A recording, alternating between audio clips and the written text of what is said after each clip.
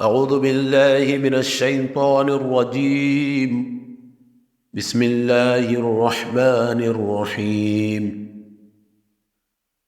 ليس البر أن تولوا وجوهكم قبل المشرق والمغرب ولكن البر من آمن بالله واليوم الآخر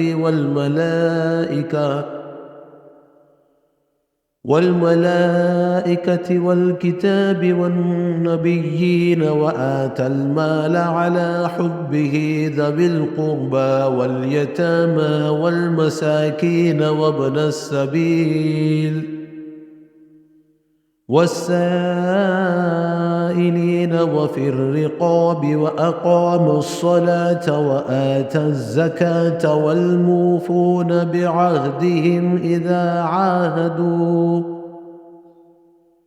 والصابرين في البأساء والضراء وحين البأس أولئك الذين صدقوا وَأُولَئِكَ هُمُ الْمُتَّقُونَ۔ یہ سورہ بقرہ کی آیت 177 ہے، بڑی آیت ہے، اور یہ آیت بر بھی بولتے ہیں اس کو، جیسے کہ شروع اس سے بھی لیس البر، نیکی یہ نہیں ہے، یا بر کا مطلب امام فرائی کی تحقیق کے مطابق حقوق کی ادائیگی ہے، ہر طرح کے حقوق پہ یہ حاوی ہے، اور یہ لفظ بر جو ہے صبر اور ہر طرح کی نیکی وغیرہ سے متعلق سب چیز اس کے اندر آ جاتی ہے، احسان عدل سے متعلق جو نیکیاں ہیں وہ سب اس کے اندر داخل ہیں، اس لیے اردو میں اس کے لیے کوئی خاص ایک لفظ ایسا نہیں ہے جس کے اندر یہ سارے معنی آ جائے، تو زیادہ قریب تر جو معنی ہے اس کے، جس کے معنی امین حسن اصلاحی نے کرے، وفاداری ہے، تو اس کا مطلب یہ ہوگا کہ لیس البر یعنی وفاداری یہ نہیں ہے، یعنی خدا سے وفاداری کا حق یہ نہیں ہے، یا خدا کی وفاداری کا حق اس سے ادا نہیں ہوتا کہ تم نے اپنے چہرے مشرق کی طرف کر لیے یا مغرب کی طرف، اس میں بھی جو ایک تعریض ہے، ایسے ٹونٹ بولیں گے ایک طرح سے، یہود اور نصارہ کے لیے ایک تعریض ہے، ان پر اعتراض ہے،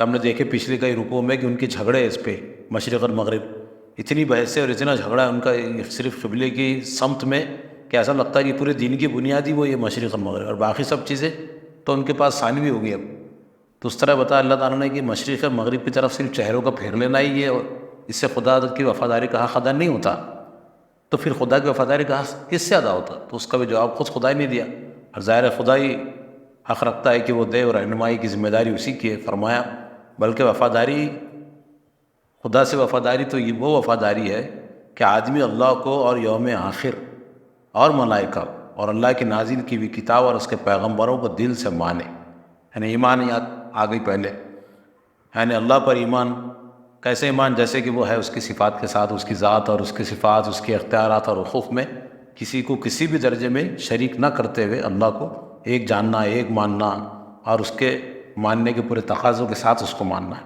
اور یوم آخر، آخرت کو ماننا، جیسے کہ فی الواقع ماننے کا حق ہے، جیسے یہود و نصارہ کی جو بیرا رویہ ہے کہ نصارہ تو کہتے کہ آخرت تو ہے لیکن وہ اس میں تو کوئی پوچھ تاچھ ہی نہیں، عذاب تو خدا دینے والا نہیں، یا یہودیوں کی طرح ماننا ہے کہ صرف ہم جنت میں جائیں گے باقی تو دوزخ میں چلے جائیں گے، یہ تو ماننا نہیں ماننا سب برابر ہو جاتا ہے، اس سے آخرت کو چھٹی ہو جاتی، تو اصل میں آخرت کو جیسے کہ ماننا چاہیے، اللہ سے ڈرتے ہوئے، اللہ سے ملاقات کا ڈر رکھتے ہوئے ایسے ماننا، اور ملائکہ یعنی فرشتے پہ بھی ایمان ہمارے ایمانیت کا ایک اہم جز ہے کہ فرشتوں کے ماننا ہے کہ وہ بالکل معصوم اللہ کی مخلوق ہے، اللہ کے بہت قریب ترین مخلوق ہے، اور وہ جو نور سے بنے ہوئے ہیں اس لیے وہ عالم ناسوت اور عالم لاہوت دونوں عالم میں بیک وقت وہ ان کو اتصال حاصل ہو جاتا ہے، عالم ناسوت اور عالم لاہوت کا مطلب کیا ہے؟ ہماری دنیا اور خدا کی دنیا، عالم لاہوت ہے وہ، انہیں خدا کے پاس عرش میں بھی چلے جاتے اور اس دنیا میں بھی آ جاتے ہیں، دونوں عالموں کے وہ متحمل ہے، یعنی اس کو جھیل لیتے ہو چیزوں کو، تجلیات کو، خدا کی تجلیات وغیرہ کے متحمل ہو جاتے ہو، تو اس طرح اس پر ایمان لانا، ہم نے دیکھے کہ پچھلے بتایا گیا کہ یہ جبرائیل کو اپنا دشمن مانتے تھے، فرشتوں میں بھی دشمنیاں ایسا رکھتے تھے، فرشتوں سے بھی، نبی فرشتوں سے بھی دشمنی رکھتے تھے، تو اللہ نے بتایا کہ ایسا نہیں ہے، تم کو آخرت کو بھی صحیح طور پہ ماننا پڑے گا، ملائکہ کو بھی، پورے ملائکہ کو ماننا پڑے گا، اور اللہ کے بندے سمجھ کر ہی ماننا پڑے گا۔ مشرکین کا عقیدہ بھی قرآن میں آیا کہ وہ خدا کی بیٹیاں مانتے تھے، تو ایسا نہیں، جیسے قرآن نے بتایا ملائکہ فرشتے، ویسے اس پر ایمان لانا، ویسے ایمان لانا ہوگا، فرمایا اور ملائکہ کو اور اللہ کی نازل کی ہوئی کتاب کو. اللہ کی کتابوں کے بارے میں بھی ان کی بہرا رویہ معلوم ہے کہ یہ یہود اور نصارہ حالانکہ اللہ کی کتاب پڑھتے تھے اس کے باوجود ایک دوسرے کی تکفیر کرتے تھے. پھر ایک دوسرے کی کتاب کو ثانوی حیثیت بھی دے دیتے. پھر یہ ویسے یہودی تو عیسائی کی کتاب جو انجیل ہے عیسائی کی نہیں اللہ سب کی ہے، وہ انجیل کا انکار کرتے تھے اور سب ملا کے وہ قرآن کا انکار کرتے تھے وہ سب مل کے. تو ہم کو یہ بتایا گیا ہے کہ ہم تو ساری کتابوں پر ایمان لانے والے ہیں. فرمایا اور اس کے پیغمبروں کو دل سے مانے. ابھی پیغمبروں کے بارے میں بھی ان کی بہرا روی تھی کہ وہ کسی پیغمبر کو مانتے کسی کا انکار کر دیتے، اور کئی پیغمبروں کو تو مان کر بھی انہوں نے اس کا انکار کیا، مخالفت کی یہودیوں نے. لیکن مسلمانوں کو یہ سکھایا گیا کہ لا نفرق بین احد من رسل، اس کے رسول میں ہم کسی میں فرق نہیں کرتے. تو یہ پیغمبروں کے بارے میں بھی ہے، یہ فرشتوں کے بارے میں بھی، اللہ کی کتابوں کے بارے میں بھی مسلمان بالکل عدل کے راستے پہ کھڑے ہوئے، وسط امت وسط ہے نا، بیچ کے راستے پہ درمیانی راہ میں کھڑے، نہ افراط نہ تفرید کا شکار ہے، تنگ دلی یا تنگ نائیوں کا شکار نہیں ہے. رسولوں کے بارے میں بھی ہمیں جانتے کہ جس طرح پیغمبر ہمارے لیے اللہ کے رسول ہیں اس طرح فرشتے پیغمبروں کے لیے اللہ کے رسول ہیں. قرآن نے بھی ان کو رسول کہا ہے، جبریل علیہ السلام کو. تو اللہ کے پیغام وغیرہ لانے کا بھی کام وہ کرتے ہیں. تو یہ ساری چیزیں بالکل جیسے قرآن نے بتایا ویسے اس پر ایمان رکھنا ہے، دل سے مانے. فرمایا اور اللہ کی محبت میں اپنا دل پسند مال رشتہ داروں اور یتیموں پر، مسکینوں اور مسافروں پر. ابھی بتایا جا رہا ہے کہ اپنا مال خرچ کرتے ہیں، انفاق. ایک تو ایمان اور اس کے بعد یہ انفاق کے لیے ابھارا جا رہا. تو یہاں جو ہے وہ آت المال علی حبہ ذوی القربى والیتامى والمساکین. وہ آت المال علی حبہ مولانا لکھ رہے کہ اللہ کی محبت میں اپنا دل پسند مان. اس میں مولانا میرے ساتھ اصلاح لکھتے کہ کلام کی تعلیف یوں ہے یا قرآن کے دوسرے نظائر یا مثالوں کی روشنی میں اس کا مطلب یہ نکلے گا کہ اپنا مال محبت کے باوجود، یعنی وہ مال جو ان کو محبوب ہے اس کے باوجود جب وہ لوگوں پہ خرچ کرتے ہیں تو وہ زیادہ مستحسن ہے، وہ زیادہ اللہ تعالیٰ کے پاس مقبول ہے. اور اس کی کئی مثالیں بھی ہیں قرآن مجید میں. خود قرآن نے بھی بولا نا ایک جگہ، اب آگے اسی سورہ میں آئے گا کہ تم وہ مال مت دو جو تم کو دیا جاتا ہے تم کراہت سے لو، تم اپنا محبوب مال بہترین مال دو کیونکہ تم اللہ کو دے رہی سمجھ کے ضرورت مند کو دو. تو اپنا محبوب مال اللہ کی راہ میں دیتے ہیں. کس کو دیتے ہیں؟ رشتہ داروں. اس سے یہ بھی بتا دیا کہ سب سے اولین جو مستحق ہے انسان کے نہایت قریب ترین اعزاء ہے، جو اس کے قریب ترین، اس کے ماں باپ ہو گئے، اس کے بہن بھائی ہو گئے، اور الاقرب فالاقرب کے اصول پر، یعنی جو جتنا قریب ہے قریب، پھر اس سے قریب، پھر اس سے قریب. تو رشتہ دار سب سے اولین مستحق ہے اس کے مال، اس کے بعد اور یتیموں پر. اور رشتہ داروں کے بعد جب بندہ دیکھتا تو معاشرے میں ایسے لوگ ہیں جو جن کے باپ نہیں ہے تو وہ سب سے زیادہ اس کے مستحق ہیں کہ ان کی کفالت کی جائے، ان کے سر پہ ہاتھ رکھا جائے، دست شفقت پھیرا جائے، ان کی ضرورتیں پوری کی جائے، ان کی عزت کی جائے، عزت افزائی کی جائے، ان سے محبت سے بات کی جائے، ان کی تکریم کی جائے. کئی معاملات میں یعنی ان کے ہر اعتبار سے یتیموں کے ساتھ حسن سلوک کیا جائے. تو کیونکہ یہ اپنے پیچھے کوئی بڑا سہارا نہیں رکھتے، یتیم ایک کمزور طبقہ ہوتا ہے. پھر اس کے بعد کہا مسکین، یعنی ایسا نہ ہو کہ کوئی آدمی بہت ضرورت مند ہے اور وہ سوچے یار وہ یتیم ہوتا تو شاید لوگ اس کی مدد کرتے. تو ایسا بھی ہو سکتا ہے کہ آدمی یتیم سے زیادہ مستحق ہو لیکن یتیم نہ ہو. تو قرآن نے خاص یتیموں کے ساتھ مسکینوں کا بھی ذکر کرا، یعنی صرف تم یتیموں کے یہ نہ ہو کے رہ جاؤ، یہ مسکینوں کو بھی خیال رکھو. بہت سے لوگ ایسے ہوتے ہیں جو باوجود اپنے ہاتھ پیر کی سلامتی کے وہ مواقع نہیں پاتے رزق حاصل کرنے کے، جد و جہد کرنے کے. تو یہ وہ مسکین ہے. مسکینوں اور پھر مسافروں پر. اب مسافر بھلے اپنے مقام پر اپنے شہر میں کروڑ پتی ہوگا لیکن اگر وہ ہمارے شہر میں ہے مسافر ہے تو اس پر بھی خرچ کرنا یہ اس کا حق ہے ہم پر. اسی کے لیے ہمارے پرانے بادشاہ تو سرائے تعمیر کرتے تھے، راستے بناتے تھے، دونوں طرف اس کے جھاڑ لگاتے تھے. اور یہ جو پلوں کا بنانا ہے، راستوں کا تعمیر کرنا ہے، مسافروں کے لیے سہولتیں جو کچھ دینا ہے یہ سب اسی میں آتا ہے. پھر فرمایا مدد کے لیے ہاتھ پھیلانے والوں پر، جو بھی سائل ان کے پاس آ جائے تو وہ بغیر تحقیق کے، کیونکہ وہ ایک بار آ گیا مانگنے کو تو اس کو دے دینا ہے. اور اگر یا نہیں دے سکتے تو اس کو اچھے طریقے سے منع کر دو. کیونکہ ہمارے پاس تو بہت سے پیشہ ور بھکاری ہے اور اس کے بارے میں تو بولتے ہیں کہ بھائی بھیک دینے سے بھکاری بڑھتے، اور ہم دیکھ رہے کہ ان کی حوصلہ افزائی ہو رہی. لیکن ظاہر وہ زمانے میں ایسا نہیں تھا، ان کو مدد کی ضرورت ہوتی تھی اس لیے مدد کے لیے ہاتھ پھیلاتے. میں یہ بتا دیا کہ مدد کے لیے ہاتھ پھیلانے والے تو ان کی مدد کر دی جائے اور غلاموں کی رہائی پر خرچ کرے.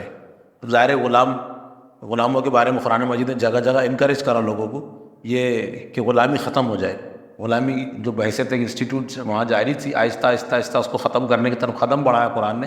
اس کے طرف یہ قدم ہے کہ یعنی نیکی اور خدا سے وفاداری کا حق اس سے ادا ہوگا کہ یہ ایمان بھی رکھے آدمی، ان لوگوں پر خرچ بھی کرے اور غلام بھی رہا کرے. اب چونکہ غلام نہیں ہے تو جو آدمی سب قرضوں میں ہے یا جس پر کوئی تاوان ہے، کسی کو ضمانت نہیں ہو رہی، قید خانے میں ہے، ایسے لوگوں پر آدمی خرچ کرے تو انشاءاللہ اس کا ثواب ملے گا۔ پھر فرمایا نماز قائم کرے اور زکوٰۃ دے۔ تو اب اوپر جو ایمانیات اور انفاق کا جو ذکر آیا، تو یہاں یہ دو چیزیں اسی کا اظہار ہے۔ ایمان کی حقیقت کا سب سے زیادہ اظہار جو ہے نا نماز سے ہوتا، اور انفاق کی حقیقت کا سب سے زیادہ اظہار زکوٰۃ سے ہوتا، اس لیے الگ سے یہ دونوں کا پھر سے ذکر کر دیا۔ گویا دین کا حصار ہے، یہ فصیل ہے، اس کے اندر دین محصور ہے۔ نماز قائم کرے اور زکوٰۃ دے۔ اور نیک وہ لوگ ہیں، یعنی وفاداری تو ان لوگوں کی وفاداری ہے کہ جب عہد کرے تو اسے وفا کرے، اور تنگی اور مصیبت کے وقت میں اور حق و باطل کی جنگ میں صبر کرے۔ یہ ہے راست باز لوگ، اور یہی لوگ متقی ہیں۔ یعنی متقی ہونا کوئی ظاہری ٹپ ٹاپ کا نام نہیں ہے، کوئی دکھاوے کا نام نہیں، بلکہ ان صفات کے رکھنے والے کو متقی کہا جا سکتا ہے، اور یہی سچے لوگ اللہ نے فرمایا۔ یعنی یہ کہا ہے کہ اس میں عہد کرے تو اسے وفا کرے۔ دیکھا جائے تو آدمی یہ سارے نیک عہد سے متعلق ہی ہے۔ عہد کیا ہے؟ جب آدمی پیدا ہوتا اور آنکھیں کھولتا تو خود بخود کئی لوگوں کے سے عہد میں بن جاتا ہو۔ ضروری نہیں کہ عہد 100 روپے کے بانڈ پر ہی لکھا جائے۔ جیسے پیدا ہوا تو ماں کا اس کے اوپر جو ہے حق قائم ہو گیا، ایک عہد میں بن جانا ہو کہ ماں کے ساتھ اس نے سلوک کرنا ہے، ماں باپ جنہوں نے پال پوس کے بڑا گیا۔ پھر اسی کے ساتھ رشتہ دار، پڑوسی وغیرہ جن کے ساتھ رہتا ہے بستا ہے، ان کے حقوق اس پر عائد ہوتے ہیں۔ تو اس طرح ایک عہد اس پر یہ آ جاتا ہے کہ وہ ان کے ساتھ حسن سلوک کرے۔ اور پھر وہ کچھ عہد ایسے ہوتے ہیں جو اپنے زبان سے کرتا، اپنے ہاتھ سے لکھ کے دیتا۔ ان تمام عہد کی جو پاسداری کرتا ہے، ان کی وفا کرتا ہے، یہ ایک بڑی نیکی اللہ فرمائے۔ اور کیا کرتے؟ صبر، یعنی ایک تو عہد کو پورا کرنا، یعنی حقوق کی ادائیگی، اور دوسرے ہے صبر۔ ان حقوق کی ادائیگی میں جو رکاوٹیں آتی آدمی کو، وہ آپ کسی کے حق دینے کے لیے اٹھے، لیکن ہو سکتا کئی رکاوٹیں، سب سے پہلے نفس کی رکاوٹیں ہیں، خواہشات کی رکاوٹیں، مال کی محبت ہے، ساتھ ہی ساتھ کچھ دوسری چیزیں بھی ہو سکتی خارجی، ان سب کے مقابلے میں وہ ڈٹ جائے تو یہ صبر ہے۔ امام فرائی بولتے ہیں کہ دیکھا جائے تو یہ دو ہی چیزیں ہیں جو پورے نیکی اور نیکی کے سارے نظام کی بنیادیں ہیں: حقوق کی ادائیگی، عہد کی وفائی، اور دوسری چیز صبر۔ اور صبر بھی خاص 3 چیزوں میں: تنگی اور مصیبت کے وقت میں، حق و باطل میں، بیماری وغیرہ میں، ہے نا۔ کیا ہے الفاظ؟ والصابرین فی البأساء والضراء وحین الباس، تنگی میں، مصیبت میں اور حق و باطل کی جنگ میں صبر کرے۔ یہ ہے راست باز لوگ، اور یہی لوگ متقی۔ متقی کی ڈیفینیشن